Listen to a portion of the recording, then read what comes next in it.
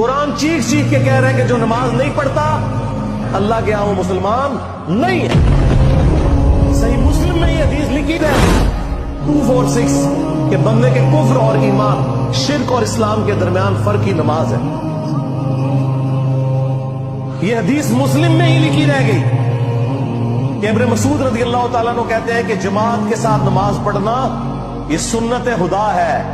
یہ تمہارے نبی کی وہ سنت ہے جو اللہ نے انہیں عطا کی، اگر اسے چھوڑ دو گے تو برباد ہو جاؤ گے۔ رسول اللہ کے زمانے میں اگر کوئی بیمار بھی ہوتا اور 2 بندوں کے سہارے مسجد میں آ کے نماز پڑھ سکتا تو اس کی کوشش ہوتی کہ میں مسجد میں جماعت سے نماز پڑھوں، کہیں مجھے منافق نہ شمار کر لیا جائے۔ جماعت چھوڑنے پر رسول اللہ کے زمانے میں سمجھا جاتا تھا صلی اللہ علیہ وسلم کہ بندہ منافق ہے۔ صحابہ کرام کو، اہل بیت کو کب معلوم تھا